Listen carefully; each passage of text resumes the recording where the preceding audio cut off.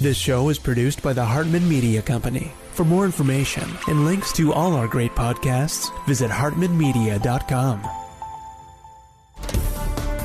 Welcome to the Holistic Survival Show with Jason Hartman. The economic storm brewing around the world is set to spill into all aspects of our lives. Are you prepared?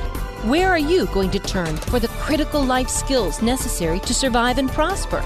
The Holistic Survival Show is your family's insurance for a better life. Jason will teach you to think independently, to understand threats, and how to create the ultimate action plan. Sudden change or worst case scenario, you'll be ready. Welcome to Holistic Survival, your key resource for protecting the people, places, and profits you care about in uncertain times. Ladies and gentlemen, your host, Jason Hartman. It is my pleasure to welcome Josip Rupena. He is the founder of a company called Milo. And if you are interested in 100% financing for your real estate, you'll want to check out this interview. And that includes owner-occupied and non-owner-occupied properties, 100% financing if you have a certain thing. So we're going to go into that. Josip, welcome. How are you?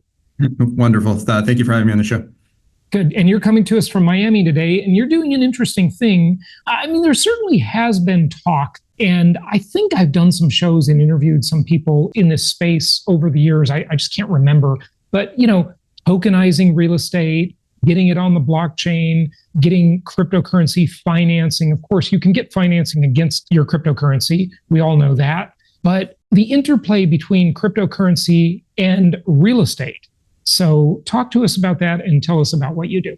Yeah, like you mentioned, right, the crypto lending market is pretty large, right? I mean, crypto lending's been around for 8-9 years. And if you think about the size, right, at one point there was about $65 billion in crypto loans outstanding. Right now there's probably about 25 to 30 billion. And globally, and what we realize is that for a lot of those individuals, the reason why they were taking them out is for real estate. And we were in the mortgage lending space. Milo is a company I started 6 years ago, and we were lending to international clients buying real estate in the U.S. And we felt we had a unique perspective and a unique angle building technology in our platform that we could really think about this consumer set. And I had been in the space for a while, and we assumed that someone would have probably built something like this, meaning combining both real estate and more liquid Bitcoin collateral, and no one had. And we felt we could do something about it. And a few years ago, we built the first crypto mortgage offering, and we're able to sort of combine the benefits and nice features of real estate and a stable collateral, as well as the liquidity of Bitcoin, and bring both of them together and be able to help people finally buy homes, because so many of them hadn't bought homes because they refused to sell their Bitcoin. And honestly, that's one of the reasons why their assets have grown so much, because they've been fortunate to hold Bitcoin, right, for 10 years plus. I'm curious. I know you'll do mortgage lending, or I don't know if we should even call it a mortgage. Is it a credit line? Well, it is a mortgage because it's leaned against the property, and it's also leaned against Bitcoin or Ethereum. Correct. Do you loan just against the cryptocurrency only with no real estate in the deal? We do have that product as well. So we will do just crypto loans. That is one of the things that our customers started asking us, because the crypto mortgage, Bitcoin mortgage, it's very specific if you want to buy real estate. But a lot of individuals wanted to do home improvements. They wanted to potentially get down payment financing and get a mortgage with somebody else, and we could solve those pain points for them, given that our product is trust, right? Is making sure that when someone comes to us and they want financing, we give them the dollars that they need, but we make sure that their collateral is protected with our qualified custodians, Coinbase and BitGo. So that's very, very important. So, we expanded that offering. We felt that there was a need for it, and we felt we could do a good job, and we've been offering that now. So I think that'll be a good lead up to talking about the way you finance real estate. We'll get to that in a moment. But I want to first ask you, just let's peel away the real estate for a moment and talk only about crypto financing. So you'll finance Bitcoin. Will you also finance Ethereum? Yes, we do. Okay. The majority of our transactions have been mostly Bitcoin, though. Okay, great. And tell us about your financing those. I mean, how much leverage will you give me against my Bitcoin, and what are the terms of that loan? Yeah. Yeah, the crypto loan, it's really a secured loan. Someone wants to be able to borrow $100,000. There's not going to be this extensive underwriting process or credit check or income verification like you would have in a personal loan. It's really based off the fact that you do have Bitcoin. So if you want to borrow, it's an asset-based loan. It's asset-based loan. You need you want 100,000. We're going to need $200,000 worth of Bitcoin, 2 times the amount of the collateral, and we can disperse 100,000 to you within the same day. There's not a lot of underwriting that goes into it. Yeah, it's really quick and simple. So basically, it's a 50% loan to value ratio on Bitcoin, right? Correct. Is it the same on Ethereum? Yeah, the same. Okay. So 50%. So, one of the reasons we love real estate is because we can get much higher leverage than that. But tell us, before we move on to the combining real estate with it, tell us about the terms of that loan. So, I've got $200,000 in Ethereum or Bitcoin, for example. I want to get 100,000. You can give it to me quick. That's great. Yep. You're going to custody my cryptocurrency with, say, Coinbase or what's the other one? Bitcoin. Okay. So you're going to custody it there. And what will be the terms of my repayment on that? Yeah. So this is a 1-year loan. It's an interest only, and it balloons at the end. A lot of our clients, what they do is they just roll it, right? They extend the term for another year. Assuming the lender wants to extend, though. Correct. Just a 1-year loan. Exactly. In our case, right, we're in the business of putting out capital, so we're happy to extend it, and that's subject to the person making payments, right, and everything going according to plan. Well, and it's also subject to the market. If Bitcoin gets slaughtered, for example, you're not going to extend that loan, right? Or it'll be a smaller amount, right? It'll be proportional, right, to sort of those levels. But the real benefit is that if you wanted to go and borrow 100,000, 150,000, 200,000, and you walked into a bank, or you walked into an institution, it would probably take you a decent amount of time, right? Totally understand. Right. So in this example, $200,000 worth of Bitcoin or Ethereum, $100,000 loan. What are the terms? So it's all due in 1 year. Is it interest only until then? It's interest only. Yeah, rates what rate? Are be, call it 12%, somewhere in that range. And you make monthly payments and balloons at the end, right? So okay, great. So that's pretty equivalent to a hard money loan. That would be the way a hard money loan structure. It's just on crypto instead. It is. I think that the unique thing is, if you're doing a hard money loan, right, you're going to have closing costs, you're going to have title fees, you're going to have recording fees, right? You're going to have all these other elements. In this, you're not going to have any of that.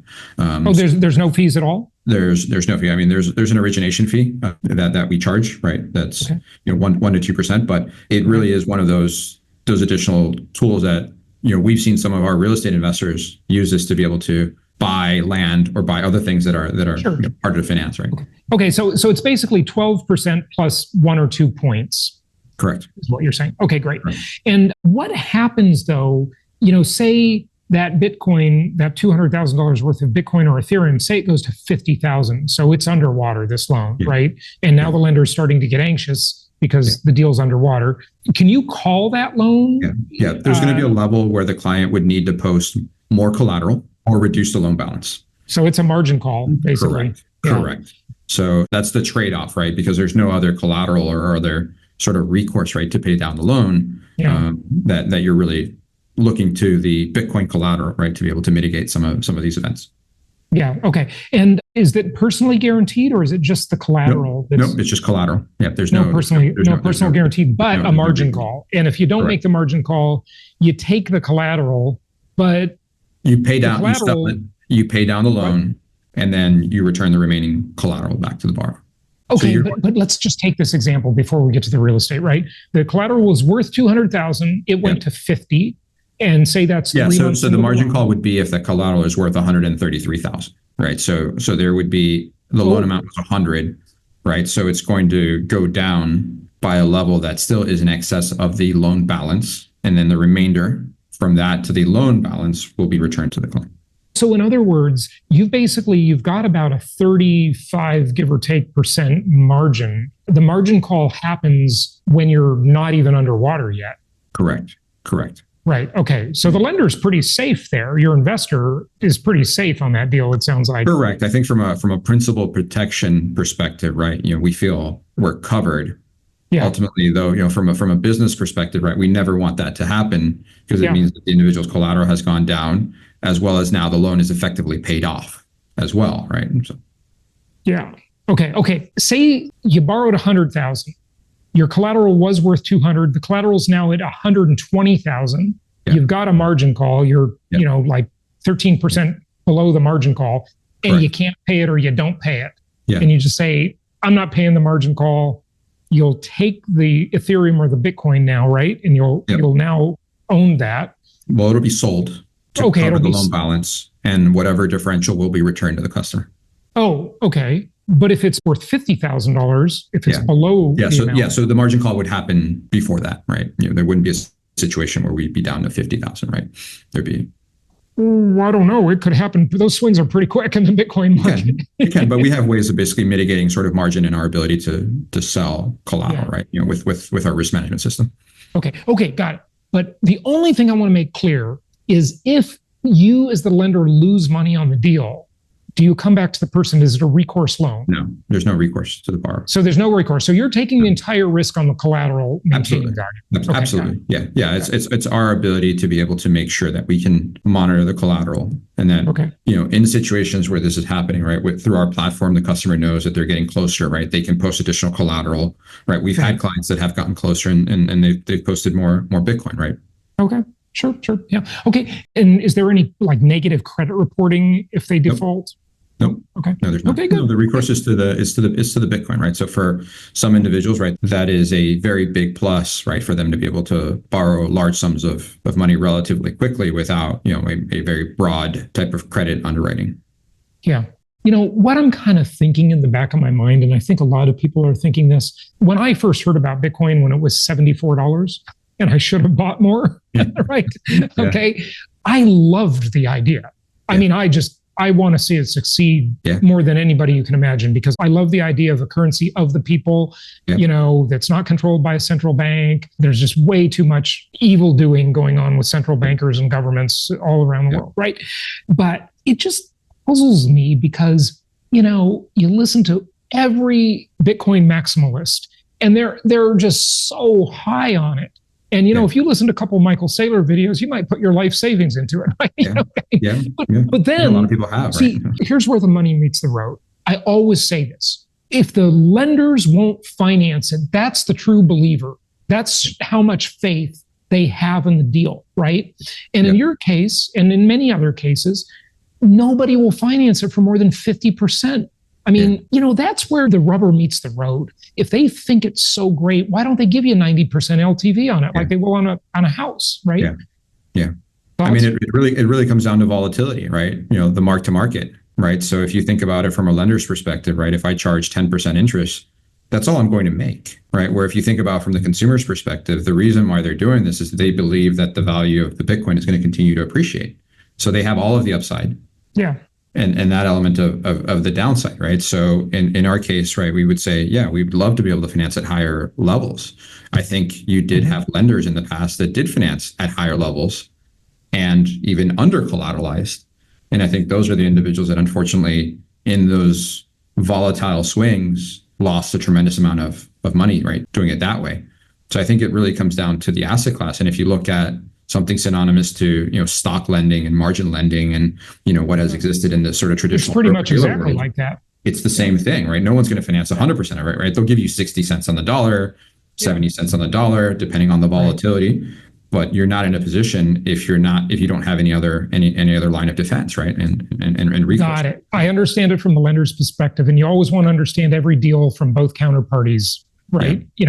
That's definitely the thing to do. But the lender, unless they just are desperate for liquidity, they don't need to sell that Bitcoin right away. Take, for example, a bank, right? A bank takes back a property as an REO, real estate owned, right? In foreclosure. They're not forced to sell it right away, right? You could wait till the Bitcoin goes back up. They're not. But real estate isn't mark to market either through the loan. Fair enough. Yeah. Right. From our perspective, right, we're long-term believers in Bitcoin, right? We believe we're helping people be able to finance things that they want to purchase today, but ultimately keep their Bitcoin. And it's their decision when they want to sell, right? And if that means they want to pay off the loan, then that's a way of doing it. We've definitely had clients that have seen the appreciation of the Bitcoin and they turn around with some of those proceeds and pay us right back. But it's on their terms, right? Yeah, absolutely. Okay, so we're going to move to the real estate product here, which is really your core thing in just a moment. But, we all heard that phrase so much during the Great Recession back in 2007, 2008. And the phrase was mark to market. Okay. And so is that mark to market required of you as a lender, where that's putting pressure on you as a lender that if you take those assets back, you got to sell them right away? You can't just hold them and hodl like any Bitcoin investor would, right? Yeah.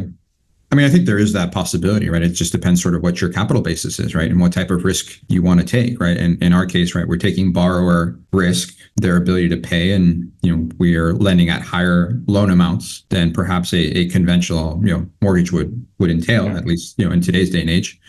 So we need additional collateral for that. As a company, we do hold Bitcoin, right? We do own Bitcoin, but we are also very, very clear that the Bitcoin that we hold, that is our clients, is a liability to us, right? It is their asset. Like right? a bank. Yeah, sure. Correct. Understood. Right. Because you have to give it back at the end of the loan. Correct. Right? But the loans are an asset to you, just like a bank. They are an asset. Absolutely. Yeah. They're an asset, right? And I think that element of being able to combine, real estate collateral, which more or less what it's worth, with the combination of Bitcoin, right, creates a very interesting profile, right? Combined profile. Okay. So the main product that you offer that we really want to talk about today is 100% financing on real estate. So what that requires, and just correct me if I'm wrong on any of this stuff, but I want to just outline it for the listeners, is you take, for example, you want to buy a $1 million property. You need $1 million worth of Bitcoin or Ethereum and $1 million property. Yep. And they will both be liened, and you'll finance 100% of that deal. But you need $2 million in collateral. Normally just the property is the collateral for the lender. And they might loan you, 90% if you're owner occupied, 80% if you're non-owner occupied. So you'll get an $800,000 loan, and you'll only have $200,000 in the deal. In your example, you need to have $1 million in the deal. Fair? Well, they have $1 million of collateral from a Bitcoin perspective, but they still continue to own it, right, as an asset, right? As long as they pay the loan, yeah. Correct, exactly. So in a traditional deal, right, you're going to have someone that has contributed 20 or 30% down, right? So they've got that element, or 10%, or 10%, or 3.5% if it's FHA, Correct. I mean, FHA, think about it, folks. In some cities, FHA loan limits are above $1 million. FHA is not for the poor. Okay. I mean, $1 million still buys you a decent home. Okay. In most places. Yeah. But then you also see where the greatest amount of severity is, where people are not able to pay for their mortgages, right? It tends to be in those very same mortgages, right? Right. Yeah. Okay. Got it. So we come to this transaction with $2 million worth of collateral, $1 million property, $1 million in Bitcoin or Ethereum, and we can finance 100% without selling the crypto assets. Okay. So we get to keep that and the future appreciation, hopefully, if it happens, on that. Does that have on that $1 million of crypto? Now, this is a real estate deal now. It's not like we talked before just about strictly crypto financing. Is there a margin call element in that one as well? There is, if it goes down. But the amount that it could go down is significantly greater, because now we also do have the real estate, which allows us to basically give them more room where that collateral could drop well over 65% from that starting value, right? So that $1 million could go all the way down to $350,000, where then we would ask them to post more collateral. Okay, so the margin call is never on the real estate, though, it sounds like. Correct. It's only on the crypto. It's only on the crypto side, correct? Because you can't, So if the real estate goes down in value, you're not going to say real estate. Yeah, you couldn't do a partial liquidation of real estate. What does that mean? So we couldn't sell a portion of the home to someone else. Right. Okay, that's what I thought you meant. Yeah. Okay, so if the house goes, say there's a terrible real estate crash and the house goes to 700,000. Yeah. But the cryptocurrency is still at $1 million. No margin call, fine. Right? We're still fine. No. Okay. But if the cryptocurrency goes down by, 70%, and now it's worth 300,000 instead of $1 million. Correct. We've got a margin call. Yeah. There would be a request for additional collateral, or reduce the loan balance, right? Which is an option. Yeah. Okay. Either one. Okay. And these loans, in terms of the terms, they're similar to a Fannie Mae deal, except the rate is higher, right? They're a 30-year amortized loan. They're 30-year, interest only. And then for the first 10 years, they're going to be interest only, and then they're going to amortize. And then after that, the rates are going to be a couple percent higher than a conventional rate of 7, right? We're going to be somewhere in the 9s. So the rate's going to be a little bit higher, but well within the limits of something that is more of like a hard money loan, right? Which is going to be somewhere in the 12s and 13s. Right. So it's cheaper than a hard money loan. It's more expensive than a Fannie Mae loan for sure. It's more expensive than a DSCR loan even. It's around 9%. And when you say it's around that rate, it's because you do some underwriting on the credit and the other assets the borrower has, right? Correct. We're going to look at that. Obviously, we lend across a lot of states across the U.S. There's different property types, right? There's different variables that come into that more dynamic rate pricing, right? That we look at, right, as variables. Yeah. And do you do every state? Not every state, but roughly about 40 states we're lending. Okay, so 10 that you don't do. And you do owner-occupied and non-owner occupied, right? Yeah, we do both, but we're doing predominantly non-owner occupied is where we're seeing a bigger need. I know you said that before we started. That kind of surprises me, actually. It's really investors that are investing in crypto and also investing in real estate, wanting to pledge their crypto as collateral to buy more properties, right? Yes. Yeah, they're trying to diversify their wealth, right? They don't want to sell the Bitcoin, but they're trying to diversify their holdings and be able to start building a real estate portfolio that starts to either appreciate in value or start to generate cash flow for them. Yeah. And one of the benefits this program offers that we should mention is that, if you sold your crypto, you'd have to pay capital gains tax. Here, you're not selling it, you're just borrowing against it, which is, really the technique that all the wealthy people use. They don't sell their assets, they just borrow against them. Yeah, you just leverage your assets, right? You're not getting hit with 23, 25, or if you're in a state that has state tax, right, even higher, right? That right away you've got to sell a lot more. Absolutely. I teach a strategy called refi till you die, and the one thing I love to illustrate in that is there's no tax on borrowed money. So the way to extract your wealth from your real estate portfolio is just borrow against it. Which, by the way, you also do refinances, right? Yeah, we do a lot of refinances. So we have combined our crypto mortgage product where they can borrow more against the property than they could with a traditional cash out refinance as well. So we are starting to see some of the clients that we worked with when we started issuing these mortgages a few years ago, they're coming back and saying, well, we can now have significantly more equity. Could we borrow against it? Or we'd like to take out some of this equity and buy more Bitcoin, right, with it, because we believe the element of being able to invest in Bitcoin is going to give them a greater overall return than having it just sit in their home. Yeah, but they have to pledge Bitcoin to buy more Bitcoin. But they own the Bitcoin. So what they're looking for is the upside appreciation. So they're cashing out the home equity and using that home equity to buy Bitcoin and buy more Bitcoin. Yeah. Or they could buy more properties with it, either one. Or properties. Right? Or properties. Yeah. Yeah. Okay, good. Anything else you want people to know? Anything I haven't asked you, or anything you want to say?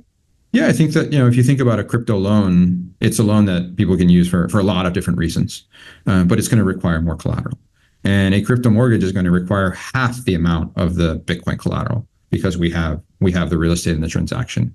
But Milo is financing, the million, right? The full million, and a seller ultimately wants cash, and the client continues to own the Bitcoin. So for someone that is looking to buy property and has Bitcoin, this is a fantastic way of doing it with a crypto mortgage versus doing it with straight up crypto loan where you've got only a 1-year term versus a 30-year term. You have half the amount of collateral and the rate's going to be lower. So it's a really compelling offering. Yeah. Cool. Josip, this is great. I'm glad you told us about this and informed our listeners on it. One thing I would just want to ask you, if you care to comment on it, is just your general thoughts on the economy, the crypto market, the real estate market, whatever you want. Yeah, and look, I think on sort of where Bitcoin is today, I think it's never been a more exciting time, right? Bitcoin was born 15 years ago, and the value of Bitcoin at the time was, $10, $50, $100, and here we are, right? I think we're at 101,000 today, which is pretty remarkable. And there's so many individuals that own Bitcoin, so it's been such a fantastic, wealth creating effect, right? What Bitcoin has done. And then now we have all these major institutions and sovereign wealth funds and, even the US government, right, buying Bitcoin. So I encourage people to hopefully hold on to their Bitcoin because it feels like there's a lot of people that want to own Bitcoin and there's not enough of it. It's a finite asset. So I think it's going to be very interesting to see how it plays out, but definitely keep your Bitcoin for as long as you can. Yeah. The amazing thing to me about it is because it doesn't produce income, it really is just an extremely speculative asset. And it's amazing that an asset can capture so many people's attention by being really largely just a story. I mean, it's pretty incredible, and listen, I own a decent amount of it. Okay. I'm not bashing it, but I do worry that, I could wake up tomorrow and it could be zero, right? Because it has no intrinsic value. At least, commodities like the ingredients of a house, right? The copper wire, the lumber, the concrete, the petroleum products, all those ingredients of that house, those have like intrinsic value, right? That it doesn't matter what currency they're traded in, everybody needs them because everybody needs shelter, right? Yeah. But Bitcoin is largely just a sort of a freedom movement. Well, it's digital computational money, right? It's we all have the belief that it has value and has some tangible place in the world, right? If we think about, any type of currency, it's a function of the belief that it's worth something. The moment you stop believing the currency is worth something, it starts to lose its value. So I think that there is that element that there are more people that believe in Bitcoin today than they did 5 years ago and 5 years before that. So that's incredibly exciting. No question about it. And getting more and more diverse. It is very exciting. Yeah. It is very exciting. The difference is, though, you can't, I don't think you can do a fair comparison to say, well, the dollar is just something people believe in, or the euro is something people believe in, or the yen. These things have the sanction of a government, and a government means they can use force to, make their will real, right? I love all of the gold bugs, right? They always give this argument, and it's just always struck me as ridiculous. For 25 years, I thought it was ridiculous. They'll say, well, the dollar isn't backed by anything. No, it's backed by nuclear missiles and aircraft carriers. There's real assets, right? I mean, I guess you could also make the argument that all of us proportionally own a little tiny piece of that, but we can't really cash it in either. Right? All those assets, right? Technically, right? Because we own a little bit of the currency.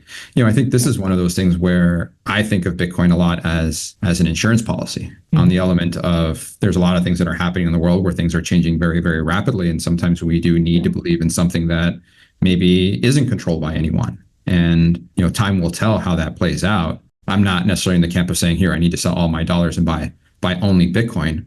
But I do know that today, the dollars that I have, I need significantly more dollars to buy the same amount of Bitcoin that I could, right? One Bitcoin equals $101,000 today, where before it used to equal 100. So you could say my dollars devalued pretty significantly versus Bitcoin. Right, but it was at $84,000 just not too long ago, So I mean, I need more dollars to buy the same amount of Bitcoin, right? So, well, you needed less dollars, a few weeks ago. Less dollars. Yeah, now I need more dollars, right? At 100,000. So potentially, right. So it's like everything, it's a moving target. And look, the gold bugs have been saying since the beginning of time that gold is an insurance policy, if nothing more, because it doesn't have cash flow either. So that's interesting. Good stuff. Well, this is really interesting. Share with us, how long ago did you start doing these crypto real estate combo mortgages? Yeah, so we started doing them in 22. So we originated, tens of millions of dollars. I think, the last press release we put out, we've done over 65 million. So we've done significantly more than that. And, we're excited to continue to, play around with variations of the offering, right? To be able to help more people in the construct. Yeah. And how fast do you underwrite these mortgages? How quickly can someone close on a deal? We've built technology where someone can come in, and depending on what they enter in their profile, they get an instant result of what they qualify for. And, we can close transactions in a couple of weeks. So significantly faster than any other type of. So faster, about twice the speed of a typical mortgage. Oh, yeah, absolutely. Yeah.